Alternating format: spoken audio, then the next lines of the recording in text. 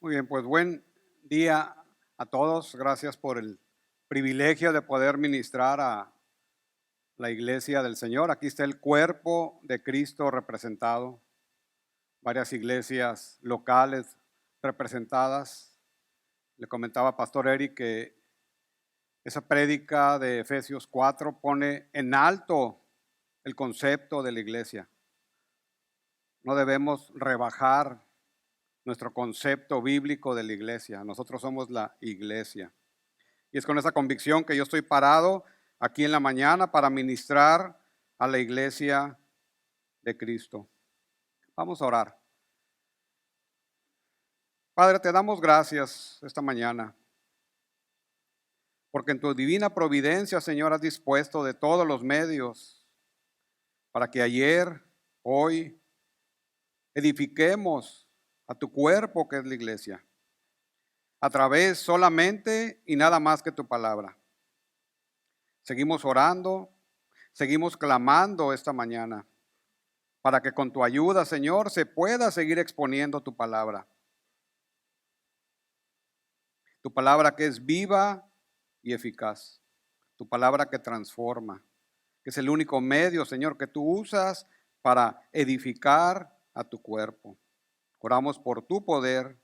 Oramos, Señor, para que tú vayas delante de mí esta mañana, para que tú obres en la mente, en el corazón y en la voluntad de cada miembro de tu cuerpo aquí presente, particularmente de cada líder, de cada pastor, de las iglesias aquí representadas, Padre.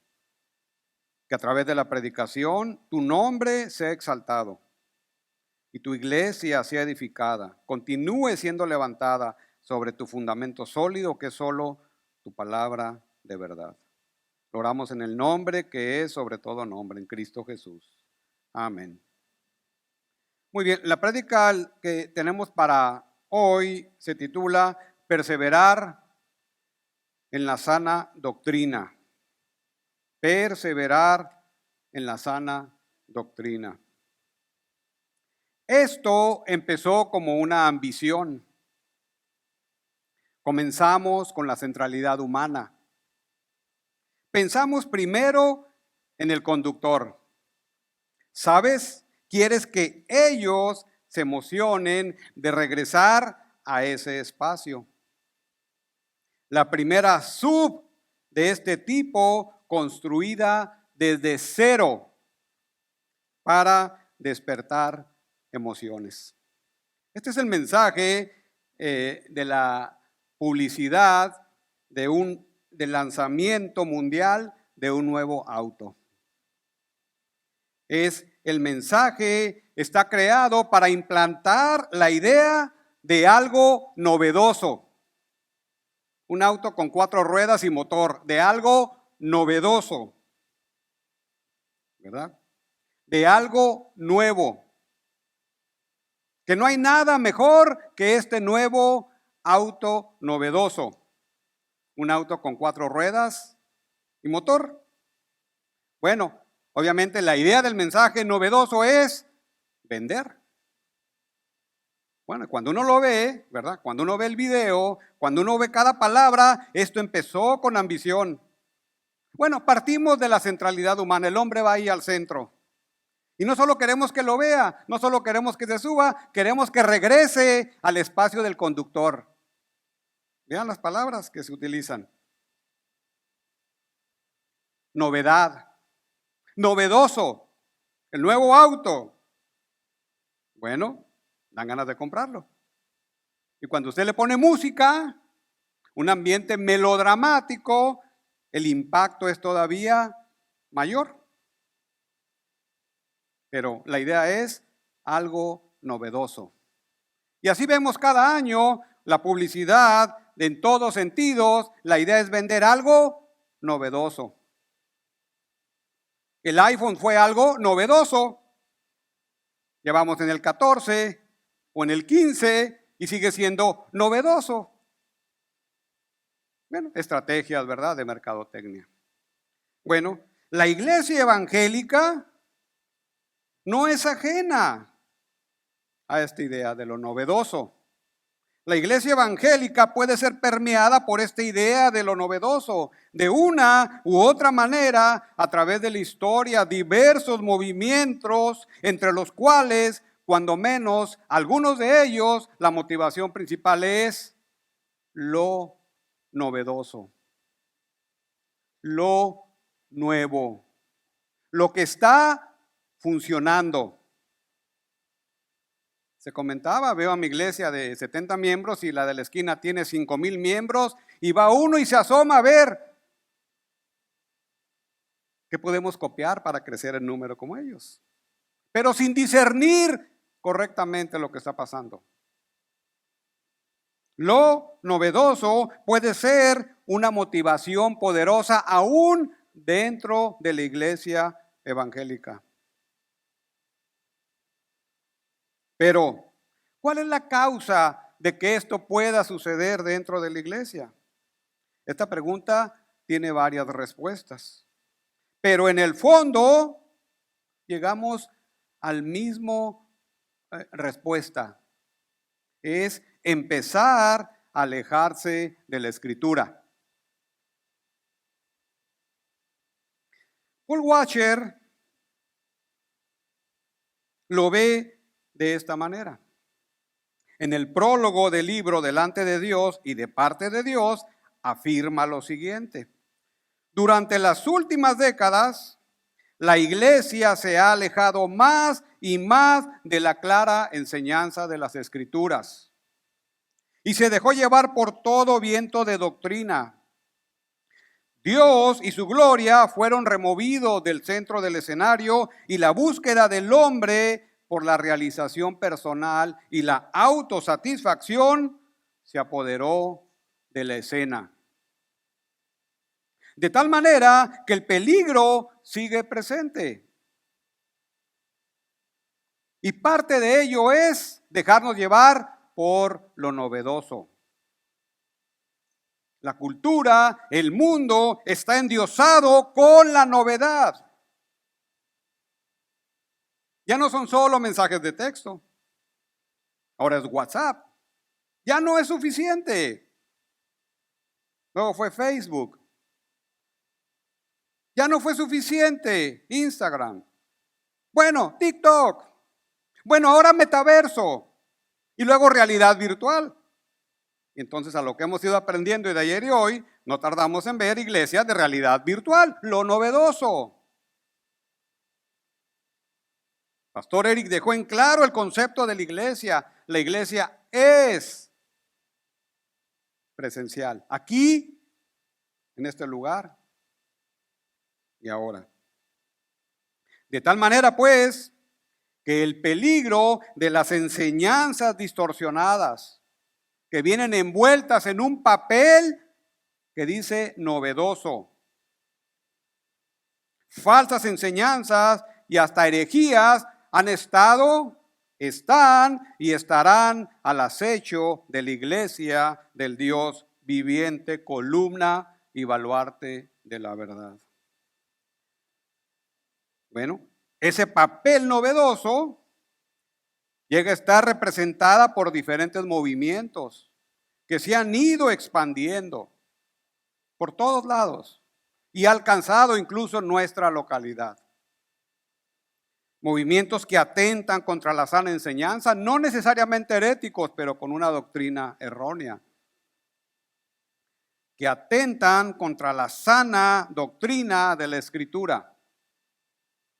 Que pudiera en un momento dado tentar a considerarlos como una opción. Y ahí han caído varios. Y se han desviado. Y salen de la iglesia, de dentro de la iglesia, desviándolos de la sana doctrina. ¿Cómo lidiamos con esa realidad?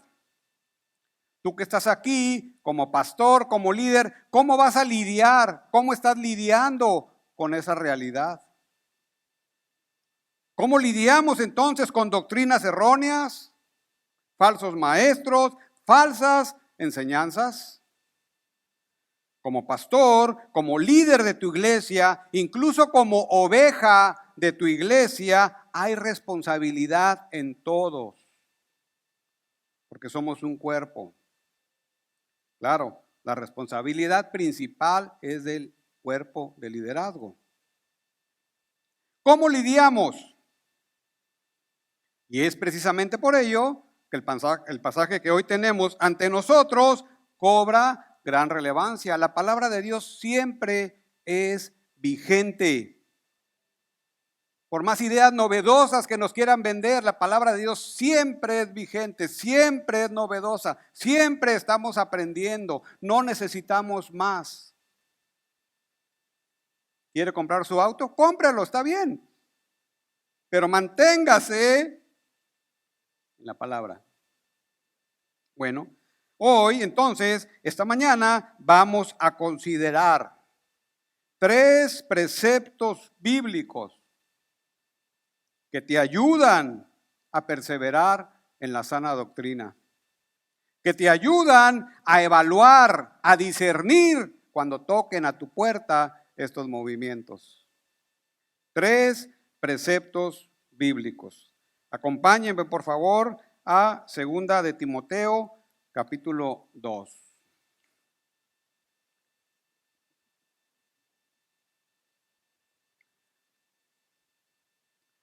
Vamos a leer a partir del versículo 14. Dice la palabra de Dios: recuérdales esto, exhortándoles delante del Señor a que no contiendan sobre palabras, lo cual para nada aprovecha, sino que es para perdición de los oyentes. Procura con diligencia presentarte a Dios aprobado como obrero que no tiene de qué avergonzarse, que usa bien la palabra de verdad. Mas evita profanas y vanas palabrerías, porque conducirán más y más a la impiedad. Y su palabra carcomerá como gangrena, de los cuales son Himeneo y Fileto, que se desviaron de la verdad, diciendo que la resurrección ya se efectuó, y trastornan la fe de algunos. Pero el fundamento de Dios está firme, teniendo este sello: conoce el Señor a los que son suyos, y apártese de iniquidad todo aquel que invoca el nombre de Cristo. Bien, dar un poco de contexto. Recuerden que la carta 2 de Timoteo es una carta que está escrita por Pablo, y Pablo está a punto de morir, a punto de ser sacrificado por causa del evangelio. Y está delegando a Timoteo, su delegado apostólico, le está pasando la estafeta. Le está pasando eso que dice ahí: a partir de ahora a ti te toca, a ti te corresponde cuidar la verdad. Ese es un tesoro, este tesoro es para ti, cuídalo y pásalo a otros, enséñalo a otros. Pablo está en prisión y está dando las últimas indicaciones a su delegado apostólico. Y esta carta, cuando usted la lee completita y la vuelve a leer y la vuelve a leer, se da cuenta que hay un sentido de urgencia. Hay algo ahí plasmado en el sentimiento de Pablo. Pablo está seguro de lo que está haciendo, pero está transmitiendo ese sentido a Timoteo. Y el capítulo 1 habla de esa comisión, de esa delegación a Timoteo. Habla de que debe de cuidar la verdad, el tesoro, guardar el depósito. Lo está preparando para lo que viene, porque la carta, conforme avanza, se va poniendo más difícil. Ya vimos con Pastor Sugel ayer, capítulo 3, capítulo 4. Se va a poner difícil. Timoteo, prepárate. Timoteo, no te desvíes. Timoteo, vienen cosas difíciles, pero vale la pena el esfuerzo, el sacrificio. Ya lo habló, como soldado. como atleta, como labrador. Así tienes que operar. Y tienes que escoger hombres fieles para que continúen la obra. Varones fieles. Y ese es el contexto. Y luego, ¿verdad? Termina recordándoles ciertas doctrinas. Enseña eso. Localiza a varones fieles y prepáralos para continuar la obra. Y tú, ármate de valor. Si hay algo difícil, hermanos, es el ministerio. Si hay algo duro, es el ministerio. Y mucha gente está abandonando el ministerio. Pero el esfuerzo vale la pena, porque la recompensa es mucho mayor, por más duro que se vea. Y entonces entramos a nuestro pasaje. Recuérdales esto. Mantenerte perseverando en la sana doctrina. 3 preceptos. Y entra el pasaje. Entonces, el primer precepto bíblico que te ayuda a perseverar en la sana doctrina es mantenerte en la doctrina correcta. Y 2 maneras a considerar. 1, recuérdales esto, exhortándoles delante del Señor que no contiendan sobre palabras. Recuérdales, es una orden, es un mandato para Timoteo, ese es un imperativo presente, continuo. Timoteo necesita estar al pendiente y recordándoles esto. ¿A quién? Bueno, a sus varones fieles. Bueno, a la iglesia. Recuérdales esto. Entonces, la carta está dirigida a Timoteo, pero Timoteo tiene que preparar a sus líderes y a la iglesia de Éfeso, que no estaba exenta de problemas. No había mejorado todavía su condición lo necesario. Estaba al acecho de falsos maestros. Recuérdales. Y entonces, ¿qué tiene que recordar? ¿Qué tiene que exhortar delante del Señor? Estas cosas. ¿Qué son estas cosas? Bueno, lo que ya ha enseñado Pablo.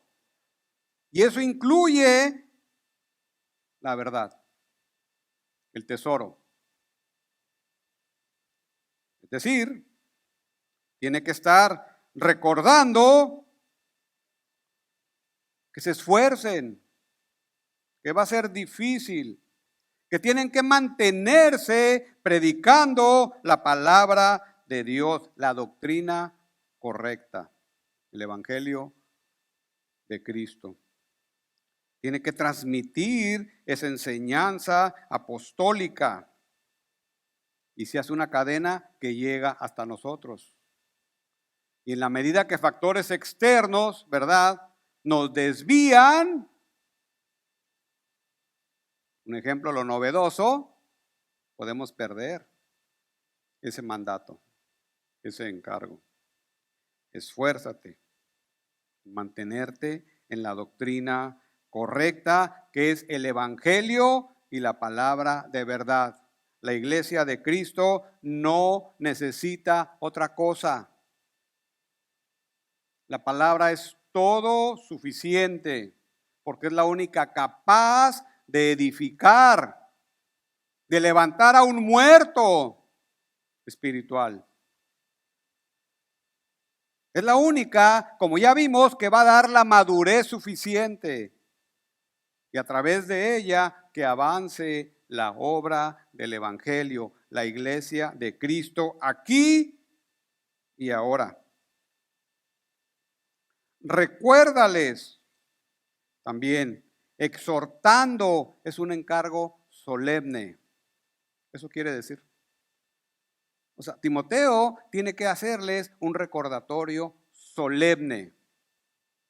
Y es lo mismo que dice en 2 Timoteo 4:1, te encarezco delante de Dios. Y ese encarezco es la misma palabra que quiere decir algo solemne.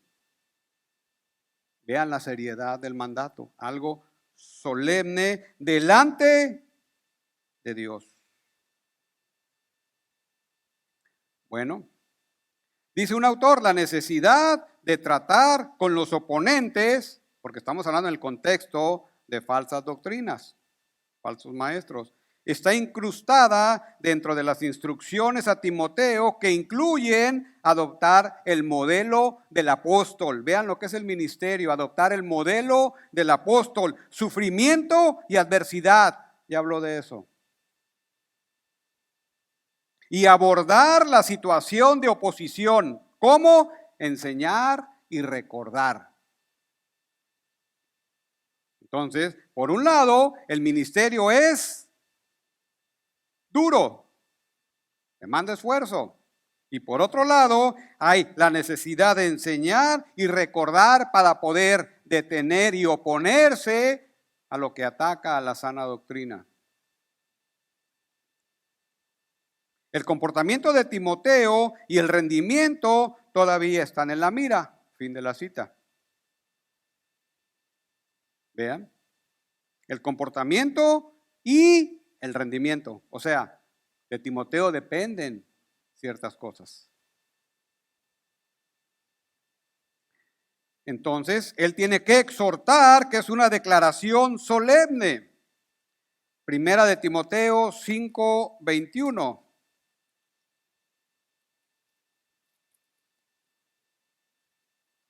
Dice la palabra, te encarezco delante de Dios. Es una exhortación fuerte. Y del Señor Jesucristo. Y de sus ángeles escogidos, que guardes estas cosas sin prejuicio. Y entonces recuerden que estas cartas de Timoteo que están organizando la iglesia, están preparando a la iglesia, ¿verdad? Están permeadas de ese concepto de la sana doctrina, pero también de ese concepto de los falsos maestros y las falsas enseñanzas. Y la iglesia debe tomar nota de esto. Entonces, Timoteo debe recordar y exhortar solemnemente.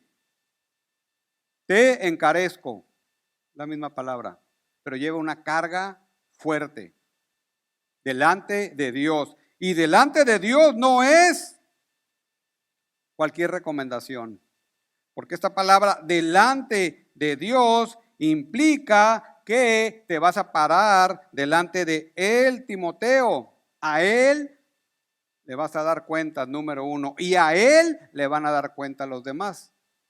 Delante de Dios es el testigo de esta exhortación, habla de la seriedad de este mandato. Y es el mandato que le da, te encarezco delante de Dios y del Señor Jesucristo es el mismo. Agrega solemnidad, agrega seriedad, pero también agrega esa carga de dar cuentas. Dios es testigo.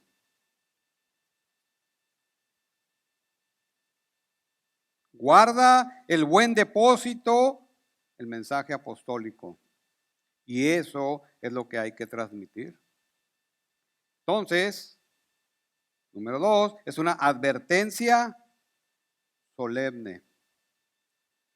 No solo es un recordatorio solemne.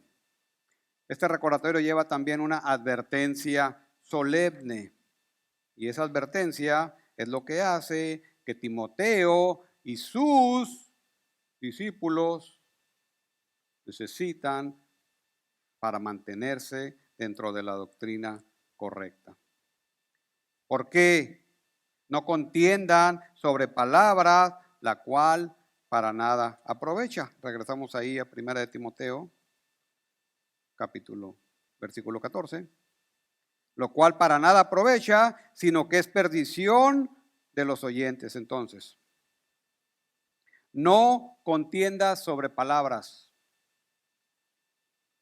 Y esto implica una lucha o guerra de palabras.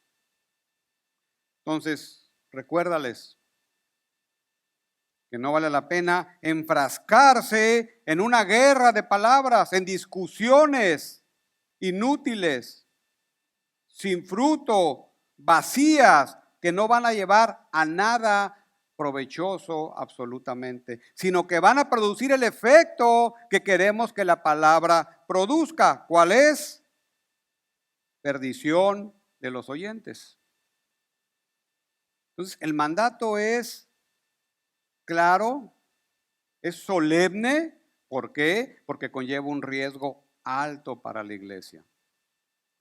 Si Timoteo se enfrascara en esa lucha de palabras o guerra de palabras, está poniendo en peligro a su iglesia. Si los líderes y las ovejas se enfrascan en esa guerra y lucha de palabras, están poniendo en peligro a la iglesia. El llamado, pues, entonces de la iglesia y de los líderes es para mantenerse firme, ajeno a esa lucha de palabras, que no va a llevar a nada. La palabra aquí que se usa para perdición también es una palabra fuerte, es catástrofe. ¿Van visualizando lo que hay aquí? Es catástrofe. Por eso es un mandato, no es una opción. Evita enfrascarte en lucha de palabras o en guerra de palabras. Y el pasaje nos está refiriendo a una persona, ¿verdad?, que tiene dudas de ciertas doctrinas, o que tal vez tiene doctrina errónea y quiere venir a la sana doctrina. No está hablando de eso. Está hablando de los necios, de los falsos, de los que solamente quieren luchar por luchar, afrentando a la iglesia, afrentando a la sana doctrina. Entonces, el riesgo es alto, catástrofe. Y esta palabra solamente se utiliza 2 veces en el Nuevo Testamento y eso dice algo. Por ejemplo, se utiliza en 2 de Pedro 2:6, dice, y si condenó por destrucción a las ciudades de Sodoma y de Gomorra, reduciéndolas a ceniza y poniéndolas de ejemplo a los que habían de vivir impíamente. Y si condenó por destrucción, catástrofe. Vean lo serio de enfrascarse en algo que pudiera parecer trivial. Es serio. Entonces, este término pone la fuerza, ¿verdad?, del producto de enfrascarse en situaciones que de plano no valen la pena. Porque pueden llegar a derribar, a destruir. El primer precepto entonces es claro. Mantente en la doctrina correcta. No te desvíes. No pelees. No te metas en esas luchas de palabra con los falsos. Mantente en lo tuyo. Es un recordatorio, es una advertencia solemne y Timoteo debe estar constantemente instruyendo a sus líderes y a la iglesia sobre esto. Sostente, mantente, camina en la doctrina correcta. De lo contrario, las consecuencias pueden ser catastróficas. La falsa doctrina, pues, se presenta de una enorme variedad. Las prácticas doctrinales erróneas en otra enorme variedad. Y puede ir desde lo sutil, que eso es peligroso de por sí, hasta lo más evidente. Por ejemplo, hay corrientes doctrinales que ahora enseñan que es necesario agregarle, añadirle obras a la obra consumada de Cristo. Y no es nuevo. Y a veces viene disfrazado muy sutilmente. Y el pastor y la iglesia necesitan estar bien adoctrinados con la sana doctrina para poder ser capaces de discernir esto. Hay, por ejemplo, grupos judaizantes. Algunos grupos evangélicos corren por esta vertiente. Hay otros mucho más evidentes, ayer se comentaron. El falso evangelio de la prosperidad, de enorme influencia. No solo en Estados Unidos, en Latinoamérica ha penetrado con una fuerza que parece un huracán. Y bueno, hay otros movimientos. Esos son 2 ejemplos solamente. Entonces, si dentro de estos movimientos hay personas, ¿verdad?, que empiezan a tener discernimiento, empiezan a escuchar la sana doctrina, tienen dudas genuinas, bueno, eso no es guerra de palabras. Hay que atenderlos, llevarlos de la mano. Entonces, conocer cada vez más la doctrina correcta es la única manera que te va a dar el discernimiento para poder, ¿verdad?, detectar lo sutil, que es más difícil, y hasta lo más evidente, y saber por dónde ir. Y entonces, en este concepto de guerra de palabras que hay que evitar, dice un autor, lo pone de esta manera: saber por qué cosas vale la pena pelear y cuáles no. Hay que tener discernimiento para eso. Sepa en qué colinas vale la pena morir y en qué colinas no.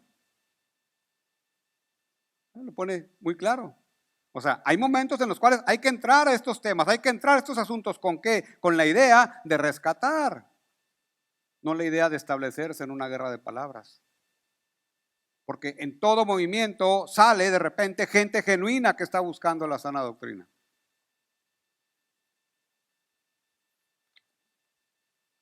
Bueno, mantenerte en la doctrina correcta, primer precepto. Asimismo, si deseas perseverar en la sana doctrina, un segundo precepto es necesario: manejar con precisión la palabra. Versículo 15.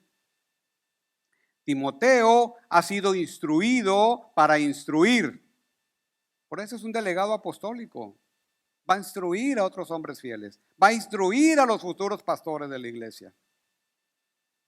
Pero ahora la mirada está más puesta en Timoteo mismo. Ahora le toca a él directamente. Es su responsabilidad personal manejar con precisión la palabra. Segundo precepto: procura con diligencia presentarte a Dios aprobado. Y bueno, aquí hay 2 acciones que Timoteo necesita hacer, y todo predicador, todo líder necesita hacer, y toda oveja necesita aprender para promoverlo. Un estudio diligente de la palabra. En resumen, eso es: procura con diligencia presentarte a Dios aprobado como obrero que no tiene de qué avergonzarse. Entonces Pablo, usa la metáfora del soldado, del atleta, del labrador, y ahora introduce la de un obrero. O sea, vas a trabajar como trabaja un obrero. Y eso implica varias cosas. Porque un obrero, un trabajador, está bajo cuidado, bajo supervisión de alguien. No se manda solo. Bueno, no se debería de mandar solo, ¿verdad? Procura con diligencia presentarte a Dios aprobado. ¿Cómo apuntala esto Pablo hacia Timoteo en este segundo imperativo? Es una orden, es un mandato, no es una opción. Procura con diligencia, habla de esfuerzo, habla de hacer lo mejor posible. En el original el sentido es más fuerte todavía. Trata de hacer lo mejor. El mejor esfuerzo que pueda tu alma y tu cuerpo. Esmérate en lo que haces. Eso está diciendo. Vean el esfuerzo. La idea. También habla de un celo persistente. Procura con diligencia. Y un celo es un término fuerte. Un celo persistente. Por ahí va la idea. Es algo continuo. Y obviamente esto demanda un esfuerzo y a veces un esfuerzo extenuante. Y entonces vean, yo leo esta carta y analizo estos versículos y me imagino como que Timoteo se va haciendo así, joder, ¿verdad? De lo que le viene. O sea, es demandante. No tengo yo una palabra para decir más que demandante. Procura con diligencia. No solo vas a tratar con la iglesia, vas a tratar contigo mismo, Timoteo. Pero si tú no tratas bien contigo mismo, no vas a tratar bien con la iglesia. Lo acabamos de aprender. Entonces, sé diligente, esfuérzate, sé lo mejor, haz lo mejor, ten celo por lo que haces porque te vas a presentar ante juicio, ante tu jefe. A un jefe terrenal lo podemos sobornar. A nuestro jefe celestial no es posible. Y esta palabra presentarse también lleva una connotación fuerte, porque te vas a parar ahí ante el Señor a darle cuentas de tu esfuerzo como obrero aprobado. Y esta palabra aprobado quiere decir que vas a hacer un examen ante el Señor en tu ministerio. Es como cuando alguien se hace un examen físico, ¿verdad? Para entrar a cierto lugar, aprobado. Un beisbolista, un jugador de fútbol americano, un aviador. Generalmente cuando entras a un trabajo nuevo te hacen un examen o te piden aprobado. ¿Tienes esa idea? Tienes idea de presentarte ante el Señor y el Señor va a evaluar tu trabajo. Y todos estamos deseando, ¿verdad? Timoteo estaba deseando. Pasa, buen y fiel siervo. Has hecho tu trabajo bien. Entonces es como un examen. Presentarte a Dios aprobado. El versículo entonces expresa la idea de un esfuerzo constante y diligente para presentar un examen delante de Dios y una vez examinado, ser aprobado. Pero Timoteo, no te asustes. Dios al que llama lo capacita.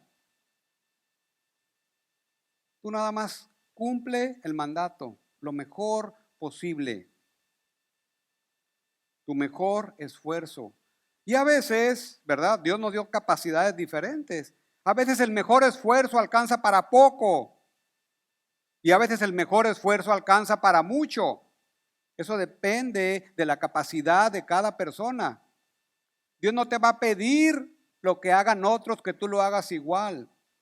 Dios te va a pedir cuenta de tu capacidad, sea mucha o sea poca, pero entrégate a Él.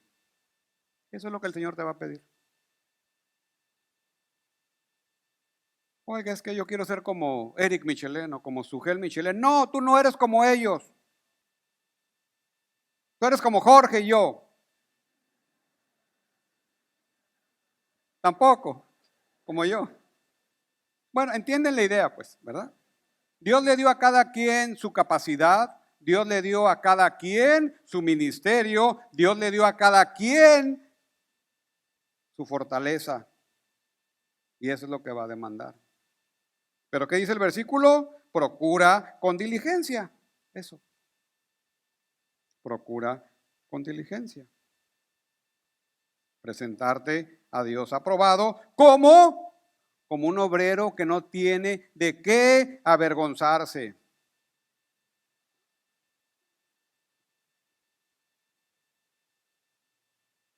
Y hace poco pasó algo aquí que están arreglando la calzada Cetis, ¿verdad?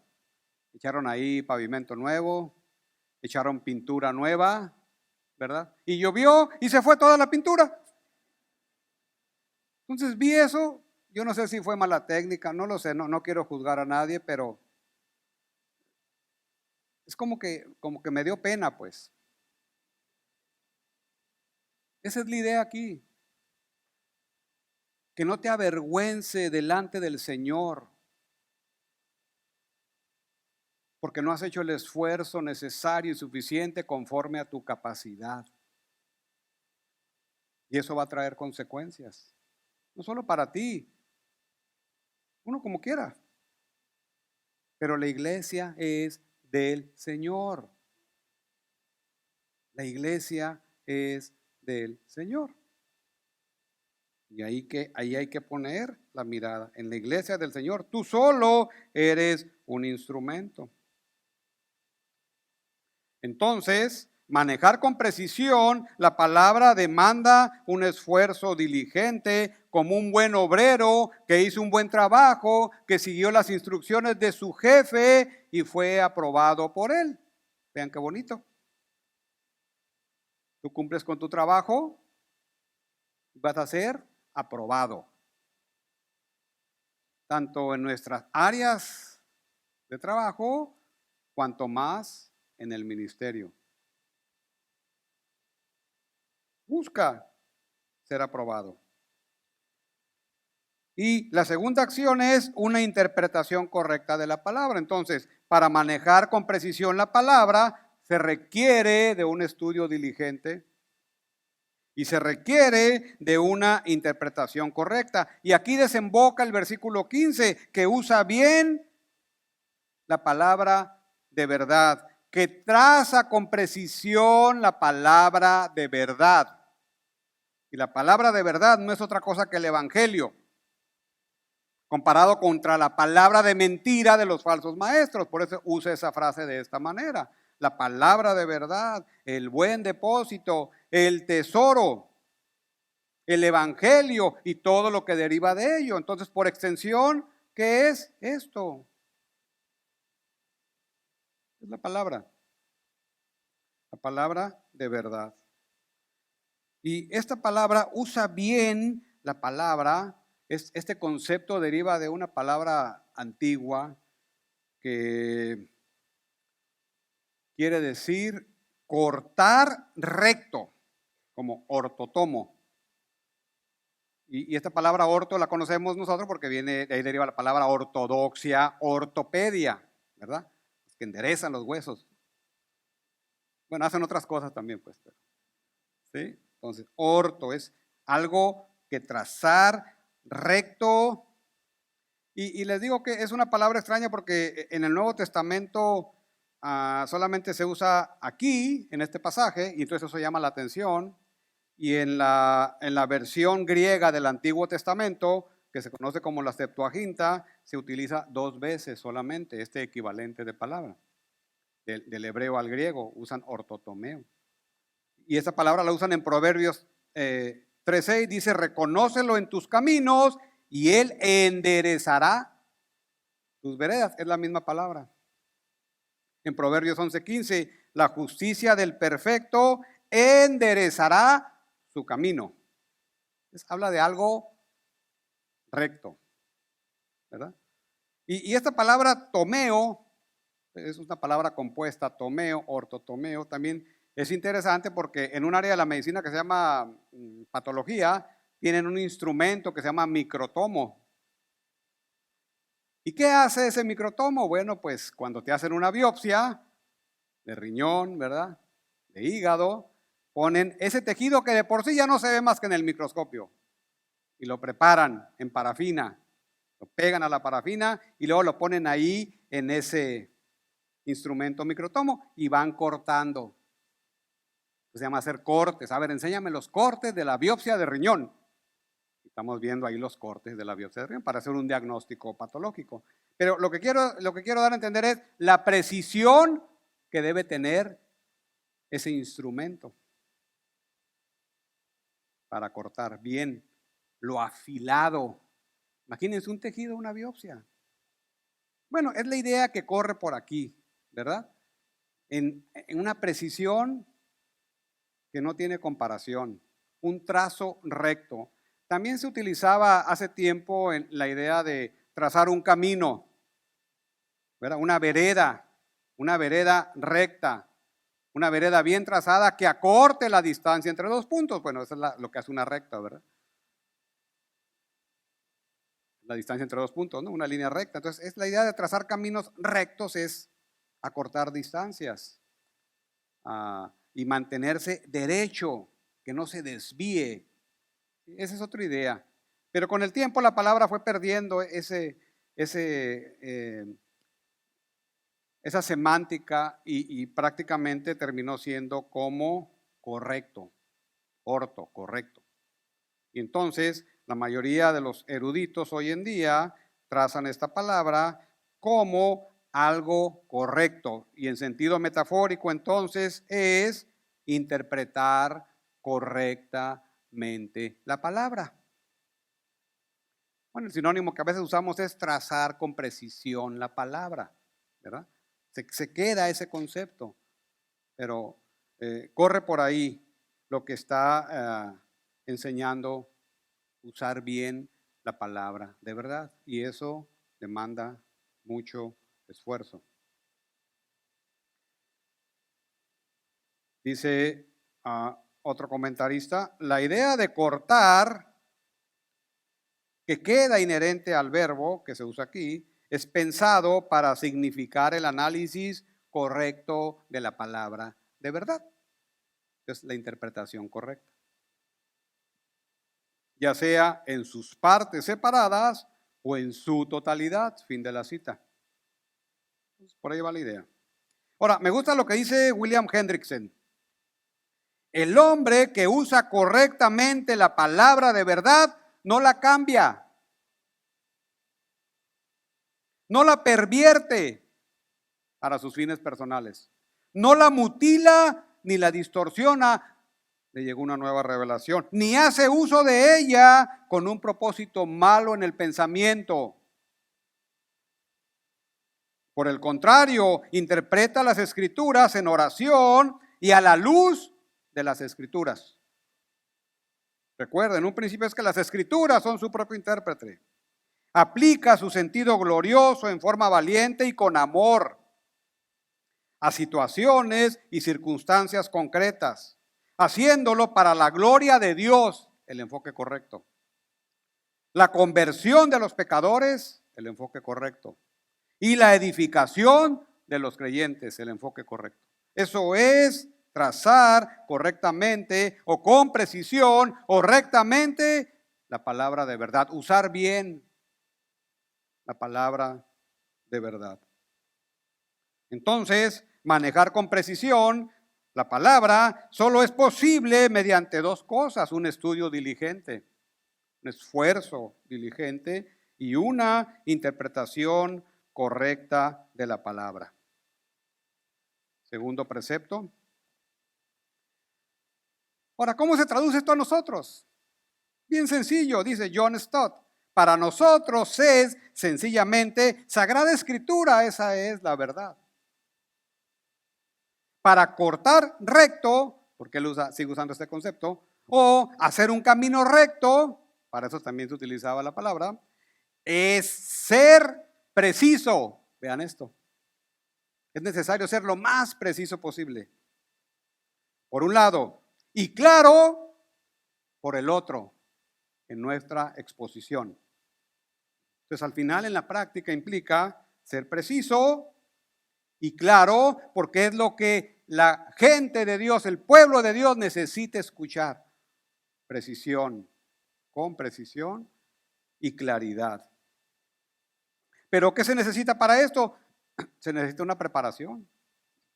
Como el obrero se prepara. ¿Qué hace un obrero? Él se prepara. Sea de una manera informal o sea de una manera formal, no tienes escapatoria, necesitas prepararte para trabajar la palabra con diligencia y precisión e interpretarla correctamente. Y vean por qué hay esa necesidad. Y más en la iglesia hispana. Dice el pastor Miguel Núñez en su libro de Pastores y Predicadores: la iglesia local tiene una responsabilidad en la formación de pastores. Cuando consideras que más de 2.2 millones de líderes pastorales están ejerciendo, ministran, y solo el 5% de ellos recibieron algún tipo de entrenamiento para el ministerio pastoral. Entonces, ¿qué nos dicen estos números? Que necesitas preparación. Las iglesias locales necesitan preparación. O sea, el manejar con precisión la palabra de verdad no viene de lo natural. Salvo que seas Juan Calvino o Charles Spurgeon. Pero difícilmente seremos como ellos. ¿Sí? Porque no tenían un entrenamiento formal. Ahora, cuando me refiero a una preparación informal o formal, puede ser autodidacta, puede ser, la mayoría de los pastores creo que lo son en base a estas cifras. Estudiar, que hay que aprender primero la palabra. Este es nuestro instrumento de trabajo, es conocerla. Ese es nuestro instrumento. Pero también no podemos, ¿verdad?, dejar de lado la necesidad de prepararse. Yo solo la palabra. ¿Cómo vas a aprender a aproximarte a la palabra? ¿Con qué método te vas a aproximar a la palabra? Por ejemplo, ¿qué método hermenéutico vas a usar? ¿Qué método exegético vas a usar? ¿Qué hay con los idiomas bíblicos, los idiomas originales? ¿Qué utilidad tienen en esto? Son preguntas que necesitamos hacernos, hermanos. Y así como nos preparamos en nuestros trabajos, y esa es una convicción propia, y así como tratamos de ser los mejores en nuestros trabajos, ¿cuánto más necesitamos ser los mejores en esto? ¿Cuánto más? Y más si eres líder o pastor, ¿cuánto más es necesario hacerlo? Y entonces Timoteo se va haciendo todavía más, ¿verdad? Es duro, es fuerte. Entonces, manejar con precisión la palabra demanda esfuerzo, pero la recompensa, hermanos, será grande. Ver vidas transformadas, ver muertos espirituales levantados. No hay mejor, mayor recompensa que eso. El esfuerzo vale la pena. Estudia, prepárate, dedica tu vida a prepararte de manera informal o formal. Pero piensa en ello, medita en ello. Medita que la iglesia hispana necesita prepararse más para impactar más. Y algo que yo siempre me he preguntado, porque a veces soy muy preguntón. Tenemos unos ministerios hispanos excelentes. Excelentes. Y la pregunta es, ¿por qué esos ministerios hispanos tienen tanta influencia o están empezando a ser usados por Dios con tanta influencia? Estoy hablando de ministerios de sana doctrina, no los falsos. Porque está formado por gente que se ha preparado.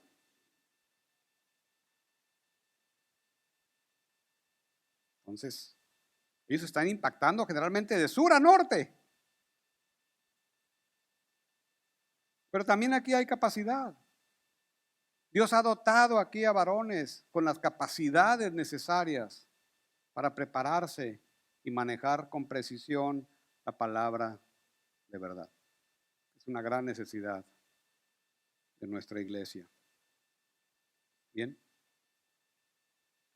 Entonces, manejar con precisión la palabra te permitirá perseverar en la sana doctrina. Segundo precepto. Y no es una opinión del Señor, es un mandato del Señor. Asimismo, si deseas perseverar en la sana doctrina, un tercer precepto se hace evidente. Tratar con la enfermedad. Y estamos hablando de la doctrina enferma. La falsa doctrina. En contraposición con la doctrina sana o sana doctrina. Entonces, necesitas tratar. ¿Y cómo vas a tratar? De dos maneras. Primero, evitando la enfermedad. Es otro mandato. Versículo 16. Mas evita. Es un mandato, es un imperativo, es algo presente. Evita profanas y vanas palabrerías. Ese más es un adversativo. Entonces, en lo que te preparas, eres diligente, interpretas correctamente, tienes que hacer algo más. Trata la enfermedad si llega a tu puerta. Es un tercer imperativo, que también quiere decir evitar, esquivar o sacarle la vuelta. Por un lado, para que no te contagie. La idea aquí entonces es evitar, es una recomendación práctica en el sentido de apartarse de la palabrería impía y vana. No te metas a eso. Te puedes infectar.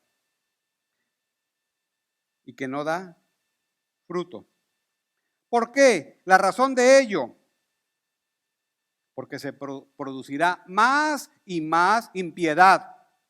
¿Y qué queremos hacer con la sana doctrina? Todo lo contrario. Pero si corres por este camino, el efecto va a ser al revés.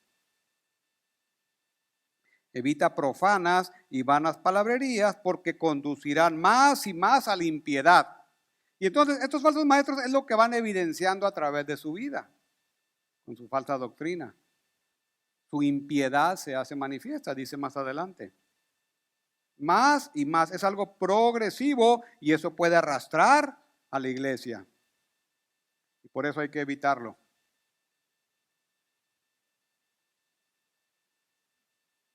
Y algún autor ve a este pasaje como el paralelo de Mateo 7:6, recuerdan, dice Mateo 7:6, no deed lo santo a los perros, ni echéis vuestras perlas delante de los cerdos, no sea que las pisoteen y se vuelvan y os despedacen.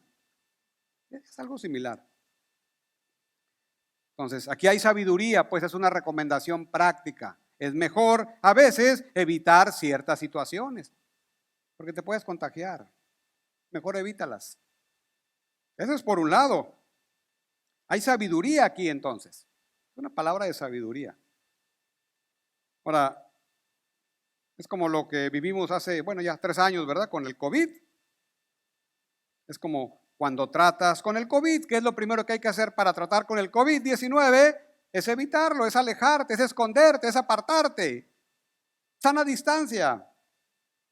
Yo recuerdo cuando menos aquí en Mexicali, ¿verdad? Hace 3 años que empezó la pandemia, pues Mexicali estaba así, solo, ¿verdad? Cerraron escuelas, cerraron parcialmente los trabajos, cerraron iglesias, cerramos nuestra iglesia. ¿Cuál era ahí el principio? Evitar contagiarnos. Estábamos en algo desconocido, los médicos no sabían ni siquiera qué. Estábamos desconocidos, algo desconocido. Pero bueno, el punto aquí es evitar, porque te puedes infectar. Es la manera inicial de tratar, ¿verdad?, con la enfermedad de la falsa doctrina. Ahora, la otra manera es exponiendo la enfermedad o la falsa enseñanza. O sea, por un lado, la evitas para no contagiarte. Pero por otro lado, necesitas tratar con ella y para tratar hay que conocerla, hay que exponerla. ¿Por qué? Porque su palabra carcomerá como gangrena, dice el versículo 17. De los cuales son Himeneo y Fileto, que se desviaron de la verdad. Entonces, no solo tienes que evitarla, sino tienes que exponerla, tienes que tratarla. Entonces, aquí se usa un lenguaje médico para hablar de estas falsas enseñanzas. Esta palabra que aquí se traduce como gangrena también se puede traducir como cáncer. Y su palabra carcomerá literalmente quiere decir pasto para sostenerse. O sea, hay la circunstancia adecuada para que el COVID-19 se disemine tranquilamente y rápidamente. O hay la condición adecuada para que un paciente se infecte de su pierna y le produzca gangrena. Y una vez que llega la gangrena se va a extender rápido y va a acabar con el pie del paciente si no lo trata, lo expones y lo tratas. O un cáncer necesita formar sus propios vasos sanguíneos para nutrirse. Se llama angiogénesis, sus propios vasos sanguíneos. Si tú cortas los vasos sanguíneos, el cáncer se acabó. Pero si no, se va a extender, se va a extender, se va a extender hasta acabar con todo. Y esa en parte es la idea aquí. Esta falsa doctrina, ¿verdad? Si no la evitas, si no la tratas como estas enfermedades, puede acabar con todo y rápido porque es muy eficaz para propagarse. En el medio adecuado, obviamente. ¿Verdad? Entonces, ese ejemplo contemporáneo de rapidez y eficacia fue lo que pasó también con el COVID-19. Como no se conocía bien, poco a poco se empezó a conocer, ¿verdad? Después se supo que este virus tenía 10 o 20 veces más el potencial de propagarse que cualquier otro virus. Eficaz, rápido para propagarse. Entonces, no solo se debe identificar el problema, sino exponerlo. Y precisamente por los peligros que entraña. Y aquí se expone a dos falsos, Himeneo y Fileto. Salieron de la iglesia, estaban adentro. Traicionaron a la sana doctrina. No se sabe mucho de ellos. Básicamente, Himeneo se sabe que fue expulsado de la iglesia o excomunicado en 1 de Timoteo 2:20. De Fileto realmente no se sabe mucho. Simplemente estaban trastornando a la iglesia con sus falsas enseñanzas, estaban amenazando a la iglesia de Éfeso. Pablo alerta a Timoteo, trata con ellos, evítalos y expónlos. Porque si no, te van a contaminar todo, con el riesgo de acabar con todo. Esa es la seriedad de este tercer mandato. Evita. Entonces, ¿en qué se desviaron estos? Es un ejemplo nada más. En la doctrina de la resurrección.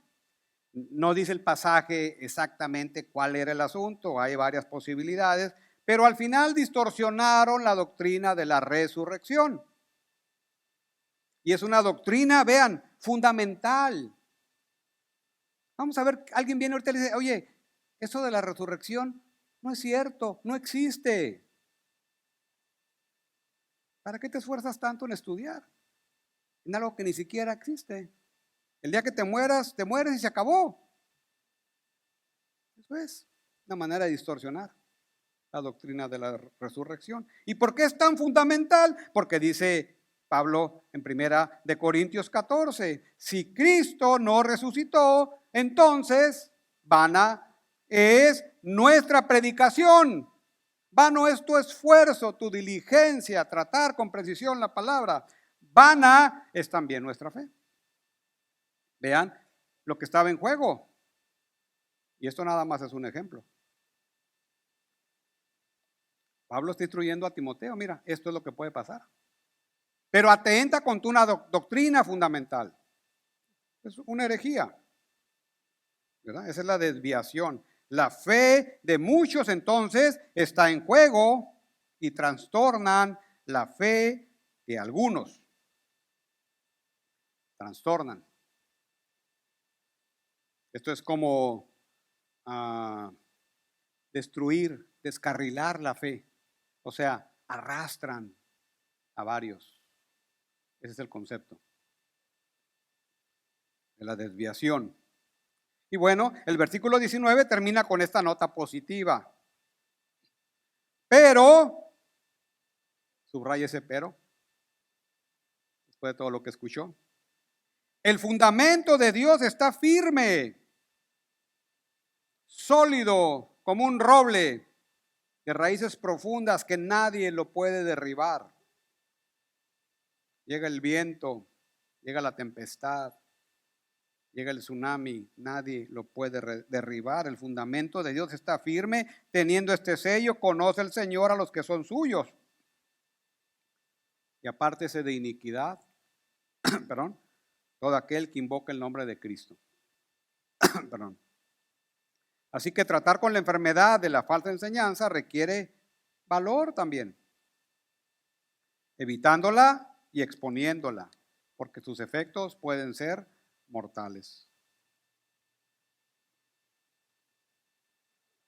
Vean lo que dice aquí este autor, perdón, como vía de aplicación. David Jones y Russell Woodbridge, en su libro Salud, Riqueza y Felicidad. ¿Ha eclipsado el evangelio de la prosperidad el evangelio de Cristo? ¿Ha eclipsado? Y hace un estudio, es un estudio acerca del evangelio de la prosperidad. Y dicen estos autores, en pocas palabras, este evangelio de la prosperidad enseña que Dios quiere que los creyentes sean sanos físicamente. Pues, excepto Pablo, ¿verdad? Ricos materialmente, nada más el joven rico. Y felices personalmente. Pregúntenle a los discípulos, a los primeros cristianos. En toda la historia del cristianismo, cómo murieron hombres fieles a la palabra de Dios. Felices, martirizados de las peores maneras que usted se puede imaginar. Y si no, lee el libro de los mártires. Las peores maneras. ¿Felices? Eso es lo que promueve en parte el evangelio de la prosperidad. Y da ahí una serie de elementos de su teología que no quiero repetir aquí. Pero la pregunta es, ¿cómo tratamos con eso? Este es un ejemplo nada más de un movimiento. A manera de conclusión, hemos considerado entonces 3 preceptos que te ayudan a perseverar en la sana doctrina, mantenerte en la doctrina correcta. No voltees a ver lo novedoso, a menos que venga de la Biblia. Maneja con precisión la palabra y trata con la enfermedad si toca a la puerta de tu iglesia. No tengas temor. Ahora, considera esto. Los frutos amargos del movimiento de las raíces hebreas.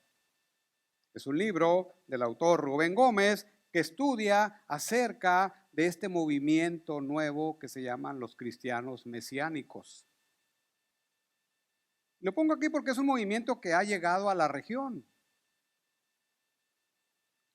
Dice el autor, la mayoría de esos grupos promueven la necesidad de que cada creyente lleve una vida conforme a la Torá. Obviamente hay matices, ¿verdad?, dentro de esos grupos, pero en general es lo que hay. Una vida conforme a la Torá. Esto significa que las ordenanzas del pacto mosaico deben ser un enfoque central en el estilo de vida de los creyentes de hoy, como lo fue con los judíos del Antiguo Testamento de Israel. Guardar la Torá incluye guardar el día de reposo, que es lo que hacen en el 7º día de la semana, que es el sábado. Celebrar las fiestas y festivales judíos. Guardar las leyes dietéticas. Evitar, entre comillas, el paganismo del cristianismo. Celebrar la Navidad, la Pascua, cosas de ese tipo. Y aprender a entender las Escrituras desde una mentalidad hebrea. Fin de la cita. Entonces, cuando uno ve estas prácticas, ¿qué recordamos? Pues necesitaríamos quitar el libro de Gálatas. De veras.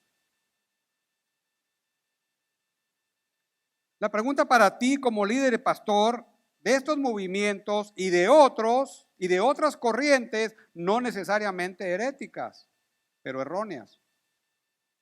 ¿Cómo disiernes? ¿Cómo disiernes, por ejemplo, lo que propone este movimiento? ¿Cómo disiernes cuando te metes a la teología de la prosperidad? ¿Cómo disiernes su fundamento? Hay presencia local de ambos grupos. ¿Cómo disiernes lo que pasa en este movimiento entonces del falso evangelio de la prosperidad? También hay presencia local. Y así con otros grupos, con otros movimientos, con otras doctrinas erróneas y hasta heréticas. ¿Cómo disiernes? Bueno, el mandato del Señor es para ti. Es para tu iglesia, es para su iglesia. Y es persevera en la sana doctrina. Por más novedoso e innovador que se vea un movimiento, los preceptos que el Señor te ha dado para que los pongas en práctica no son opcionales, son mandatos. Mantente en la doctrina correcta, maneja con precisión la palabra, trata con la enfermedad cuando toque a tu puerta. Oremos, hermanos. Gracias, Padre, te damos de nuevo por esta palabra. Señor, si tú no vas delante de nosotros, es en vano lo que hacemos, por más esfuerzo que hagamos, Señor. Oramos para que tú vayas delante de nosotros y obres particularmente, Señor, en cada pastor y en cada líder acerca de estas convicciones, de estos preceptos para perseverar en la sana doctrina, Padre. Oro por cada oveja aquí presente, para que abone, para que ayude, para que anime a sus pastores, para que sean ovejas dóciles a ellos, pero también para que abonen a su preparación. Juntos, unidos, en amor, en humildad y en unidad, para gloria de tu nombre. Amén.